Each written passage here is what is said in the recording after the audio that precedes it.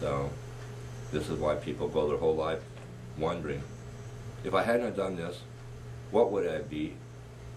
What would I have done? People spend their whole life searching for themselves.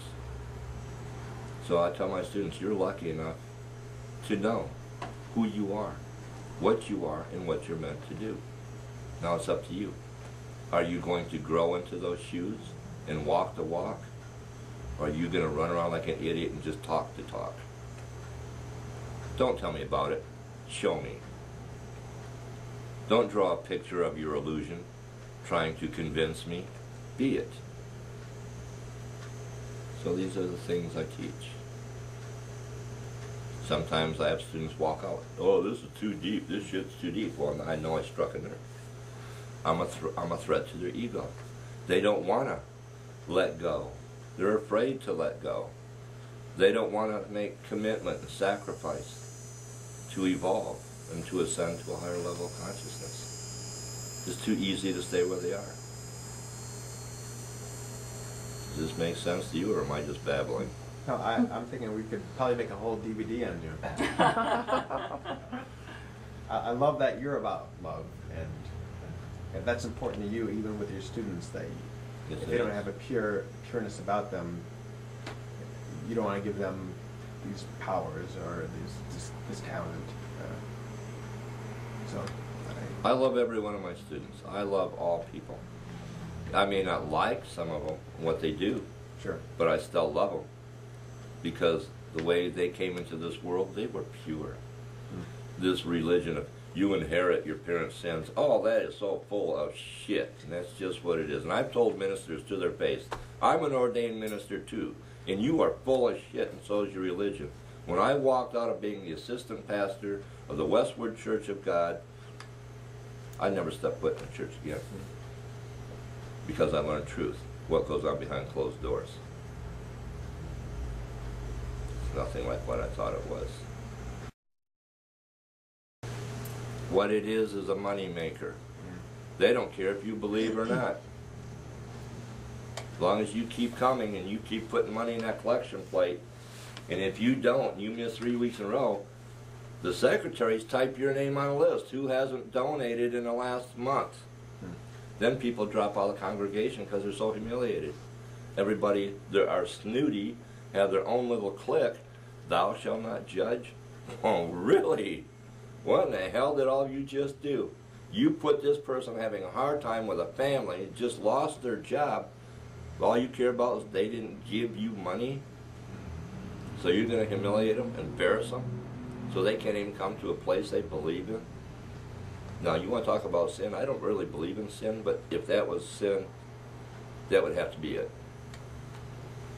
When I do psychic readings, yes, I see all your secrets, but I don't say everything I see because I'm not going to humiliate you. I'm not going to embarrass you. I did that once in my life, and I have to admit, my ego got involved. The guy came in, he said, you are full of shit. You're telling me that could apply to other people. Well, there's over 7 billion people on this planet. Now, if you want me to sit here and say, you masturbate with a bar of soap when you take a bath, with that little sponge thing that you use for a soap dish, I'll bring it out. You want some more? Fuck you, man. He walked out. Face beat red, his ears were red. I don't do that. But then I felt bad. I'm like, why did I do that? Because I was defending my ego. Yeah. I could have just said, okay, I'm sorry. You know, I just told you what I see, without having to go into something like that. So, again, that was a lesson for me. 1, control my temper. 2, stomp on my ego some more. You can't truly help someone with a big ego, because usually you do it to feed your ego. That's what they showed me when I died. Your ego always comes first. You have to stomp it down and put it on the back burner. It's not about you. It's about what you do. So I fight my ego every day, or I at least keep it in check. I'm always checking, like, ego, are you in the back seat, or you think you're driving? If it thinks it's driving, I throw its ass back in the trunk. There's no room for it in what I do and who I am. Makes sense. It makes sense.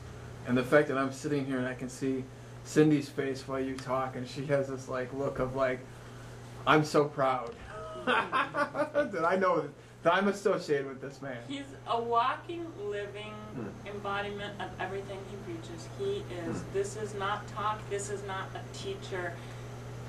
He is what he says. I'm like this Yeah. 24/7.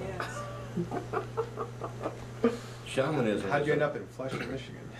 I asked myself that a few times. Swore he'd never come back. I swear I'd never come back to the Yeah. city or the state. But something told me I had to come back.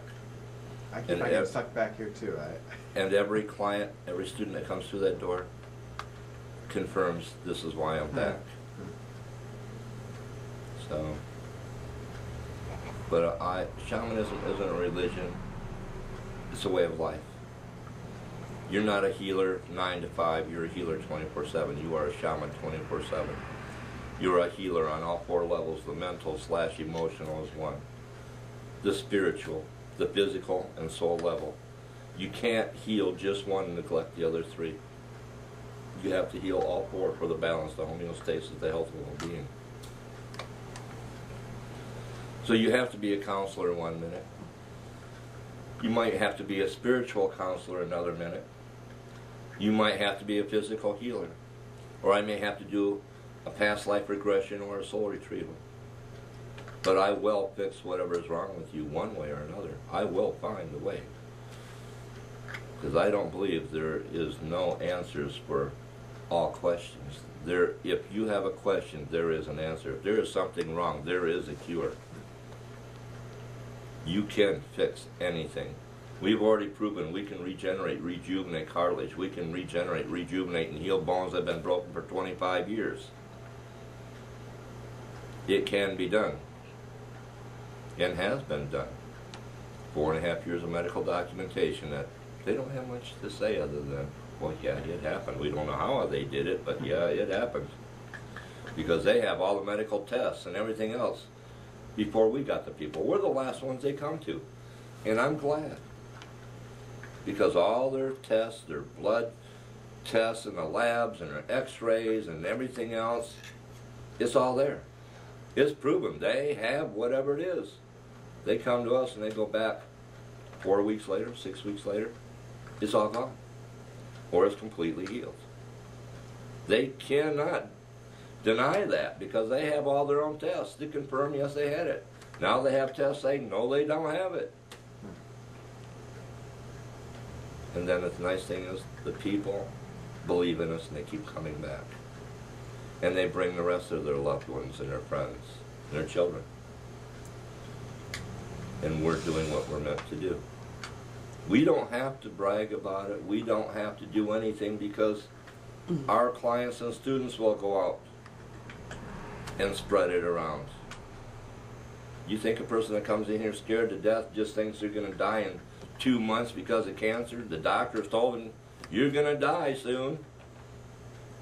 And all of a sudden they find out they come to this place with a crazy blind guy that they go back out and they're cancer free. They feel great. They feel better than they ever did before. They have hope. We replaced fear with hope.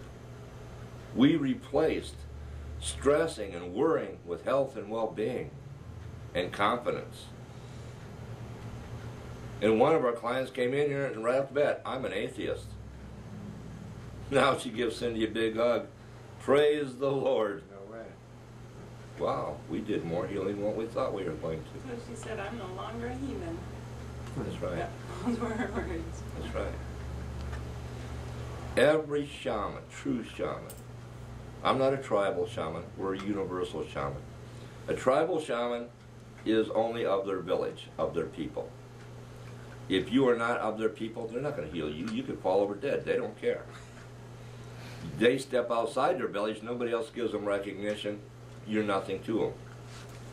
A universal shaman is responsible for all living things. I treat animals. I do psychic readings on animals. I have a doggy client. She's a Doberman. She'll come in. I did a reading on her, and everything I said was correct.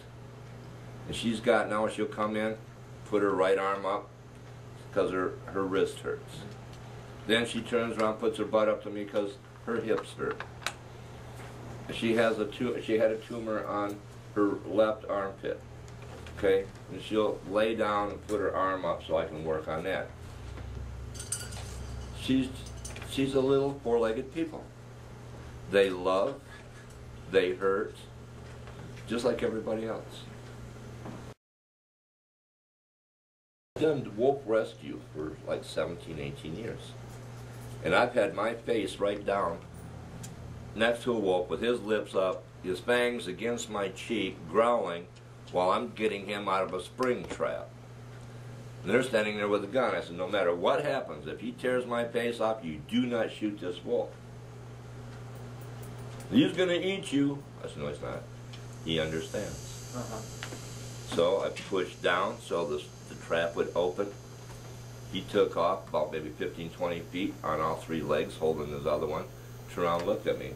That's the way he said, thank you. And away he went. I used to raise those wolves. I'd take home the cubs. Ranchers would stick their shotguns down in a den and pull both triggers. And I'd sort through all the dead little bodies and find one or two at the bottom that were still alive. Or I'd go and get them out of traps. Now, I wasn't picking up a 120-pound wolf, putting him in my car, but he would follow my car down the road, and I was afraid he'd get hit, so I opened the door and he got in the car. This is how I started getting the adult wolves. So I'd never been bitten by an animal, especially a wild animal. I picked up bobcats that were stuck in traps. Now, yeah, I would have some scratches. I mean, it's like a house cat. You can't help it. But they never bit me. I picked up a 60-pound raccoon that was hit on the road. In his back, his whole pelvis was crushed, internal injuries. People are like, he's going to eat you up, you touch him. That's about at least a 60-pounder, and he's hissing at you. He hurts. I picked him up. I had his head right here next to my neck. They all swear to God, he's going to tear your carotid artery up. I petted him. I talked to him softly until he died. I wanted him to feel love. I wanted to take away his fear and his pain, and I didn't want him to die alone because he was so scared and confused. He had no idea what had just happened to him. All he knew, he's going across the road, and all of a sudden some big monster with bright eyes just ran right over him. They don't understand. And I didn't want him to know that nobody cared, nobody noticed. People are like, you are really weird, Pierce. I'm like, if this is weird, then that's what I want to be. Because with that raccoon, you know, I just cried with him. Because I felt all his pain. I felt his fear. I felt everything. So, if that's weird, I don't want to be anything else. Someone just told me a story about Abraham Lincoln falling back to take care of an animal, and all of his politicians thought that was so strange, but he felt really connected to this animal. And I can't remember the details now, but he just made me think of that.